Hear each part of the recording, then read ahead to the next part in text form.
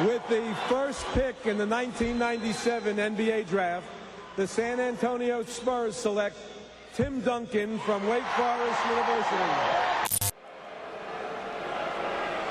With the 15th pick in the 2013 NBA draft, the Milwaukee Bucks select Giannis Antetokounmpo from Athens, Greece. And Dream is 20 times better than Tim Duncan. And then Vernon Maxwell was the craziest dude you ever want to see on the court. Giannis is Giannis. But we don't know what the hell Ja gonna be.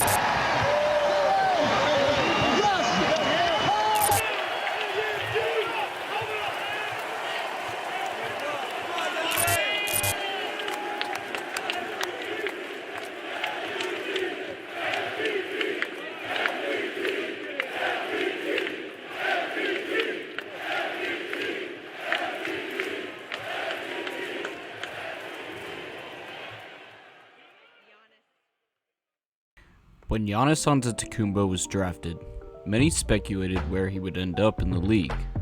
At the time, he was just a skinny kid, but as time went on, he gathered more and more accolades, and now he's being compared to the great Tim Duncan. As a ride-or-die Spurs fan, but also a Bucks fan, I don't know whether to be happy for Giannis or upset that Tim Duncan's greatness is being compared. Either way, let's dive into the question, is Giannis the next Tim Duncan?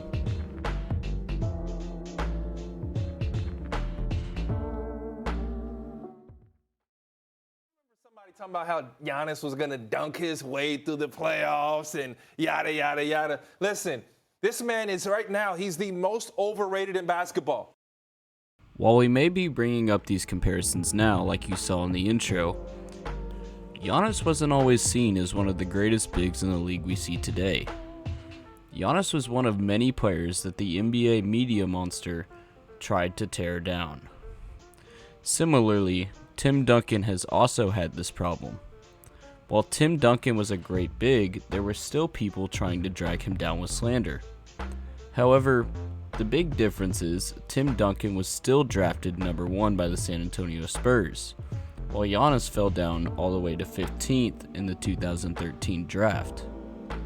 But this sort of worked in Giannis's favor.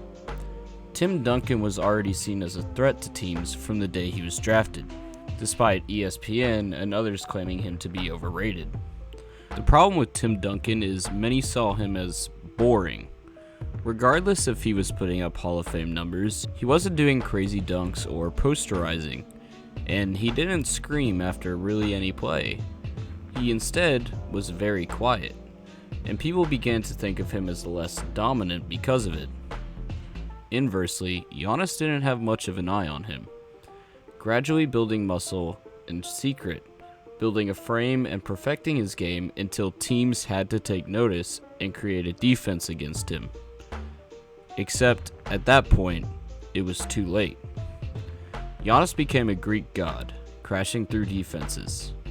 If we look at Tim Duncan on draft night versus retirement, he actually doesn't look that different body-wise, just older. Giannis, however, went from this to this. And with that new change came the trophy. And slowly news sources were starting to call Giannis the greatest in the league with KD. And the narrative started to shift. The same it did with Tim Duncan after he won a championship with David Robinson, and continued to win them over and over to be less boring. Now it shifted to the point of Giannis being compared to someone in the GOAT argument, which is the basis of articles such as this and videos such as this one. When you focus on the past, that's your ego. I did this, and when I focus in the future, is my pride. Like I kind of like try to focus in the in the moment, in the present, and that's humility. That's being humble. As we said before, Tim Duncan has always been known as the quiet guy in sports, not really saying much in interviews and kind of keeping to himself. Giannis, however, is in front of a camera almost every night and is a very outgoing guy. However, Giannis doesn't use the platform to flaunt his game. Instead, he keeps the same humbleness as the great Spur once did, and does things like tell dad jokes in his interviews. When the cows go out, where do they go? Anybody know? To the movies.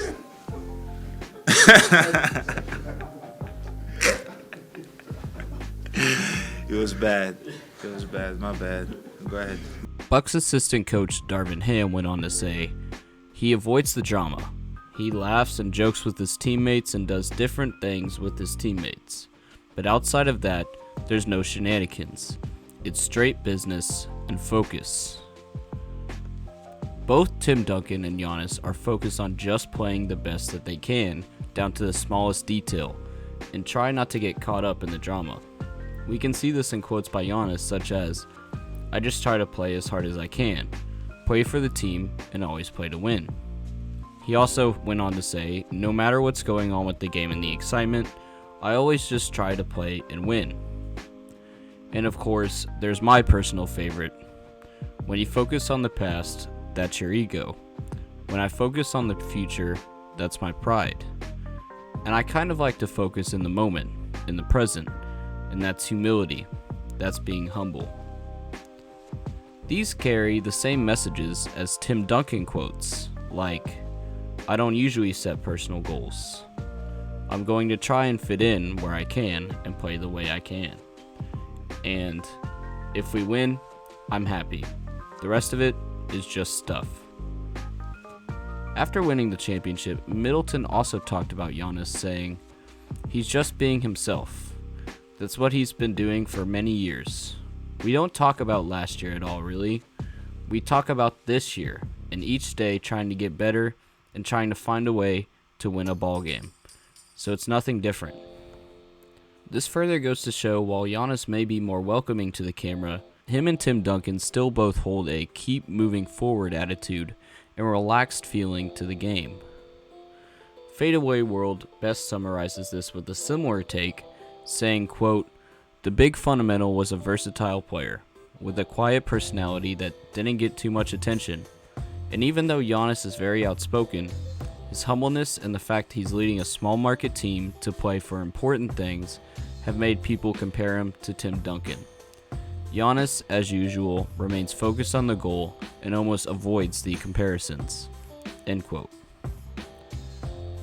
On top of this, their games have a lot of similarities and differences as well. Dan Patrick asked Mike Budenholzer if he'd take Giannis or Tim Duncan, and Mike responded with a long drawn-out answer that basically equates to no comment. If I give you Tim Duncan and the Greek Freak, same age, who would you take? No, you got me on the radio. I'm not supposed to answer tough questions like that. I can't do that. Come on. No, I mean, it's they're both incredible. I feel so fortunate to have been around to both. I don't know, you pick one, and then I'll go with whoever you pick. Dan Patrick went on to explain that Giannis and Tim Duncan have similar big man styles, but this era of the game, big men have been more versatile, with people like Joel Embiid and Jokic taking more shots from mid-range and in the three. That back when Tim played, your big man didn't have to shoot outside, didn't have to shoot threes, but nowadays it feels like everybody is adding that to their repertoire. So and you know, Giannis is going to have to do that eventually. But if he does, then he's going to own the league. But I think the way Tim played, the way the game was back then, you know, and that might be where the answer is, though, Coach. Where what era of basketball are we talking about? If it's today's game, then I want the Greek Freak. If it's back then I want Tim. There's a reason why Tim Duncan is called the big fundamental. His game is full of layups, bank shots, and simple shots using his height. Giannis is the same, perfecting the Euro step, blowing through defenders for layups and easy dunks, utilizing his height and frame. Both are excellent defenders as well, again using their height. In many interviews, Tim Duncan has been confused for a center rather than a power forward, while Giannis as well has many Bucks fans, including myself, rallying him to play center position over Lopez and have Bobby Portis at the 4. Ham went on to say again, he's a little bit different player than Tim. Tim was more fundamentally based and nowhere near Giannis athletically. Tim was a little more polished with his skill set with shooting the ball and scoring the ball. They're both dynamic defenders, but Giannis tends to be able to guard a lot of smaller players a little bit better. But the parallels I see are more of the seriousness and the approach they have to the game. Tim Duncan and Giannis have both gone to show the importance of big men during their era, and both have carried their small market teams to success. And Giannis may just continue to do that, the same way Tim Duncan once did. Do this, come on. The 2019 NBA Coach of the Year is Mike Budenholzer! Some people may not realize, but Giannis and Tim Duncan are actually more similar than just their mentality and play style, but also with the people around them as well. Bucks head coach Mike Budenholzer was the assistant coach of the Spurs up until 2013, meaning Mike has seen both Giannis and Tim Duncan and has pointed the similarities between the two. NBA put in their article, quote, "No wonder those qualities remind Bucks coach Mike Budenholzer of Duncan when he served as Spurs assistant coach under Greg Popovich. Budenholzer witnessed Duncan fulfill the same description that Antetokounmpo outlined while finishing 4 of his 5 NBA titles. Budenholzer saw Duncan evolve towards complementing and elevating both a dynamic point guard as well as a crafty scorer and defender." End quote. One thing that separates Giannis and Tim Duncan from the rest of the league's players is also their ability to take criticism. A coach's job is exactly that, coaching. But many times we see players take the "I'm the star, this team is mine" approach and decide they have the best approach to the game. NBA also went on to say it surprises no one that Antetokounmpo has acted to Budenholzer's coaching similarly to how Duncan responded to Popovich's demanding expectations. "He tells me to coach him harder," Budenholzer said of Antetokounmpo. "It's not just once when he's told me that. I think it's rare when you get a guy to tell you to coach him harder, so I'm doing my best to coach him harder." End quote. Bleacher Report also adds Mike saying, "I think personality-wise and approach-wise, he is similar to Duncan. It's him as a teammate, like he's such a great teammate. He's so humble but hungry. So humble, but he wants to be great and wants the team to be great. Those are all kind of characteristics of Timmy. And just amazing how his teammates loved him, and it's very similar with Giannis." End quote. This goes hand in hand with Tim Duncan, with the common phrase, "Tim Duncan needs Pop as much as Pop needs Tim." It's no secret that Tim's success comes from the mentorship he had from Coach Pop, who is now on his way to the most wins ever as a coach. Along with this, there are many times Giannis has commented on his teammates, as well as coaches discussing how Giannis supports his team over himself, much like Tim's success coming from his leadership and chemistry with Parker and Ginobili. And it's very possible that Middleton, Drew, and Giannis could end up having a similar story.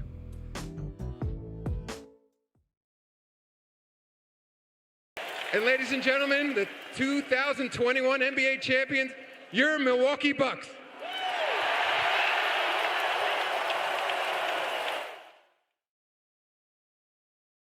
Even with all these similarities made, many people will push them aside and focus on what they think is important. Accolades. What have you accomplished? What is your NBA resume? Well, let's compare. Giannis just recently won his first NBA championship. However, it took him 9 seasons, while Tim Duncan got his first only in his sophomore season. By Tim Duncan's 9th season compared to Giannis, in 2006 he already had a 1999 ring, a 2003 ring, and a 2005 ring. As we explained earlier, Tim Duncan entered the league at a number 1 pick ready. Giannis had to work his way up and become stronger. Starting 7 years behind on his first championship, Giannis has a lot of time to make up for if he wants a similar number of championships. If he can do that, it's hard to predict.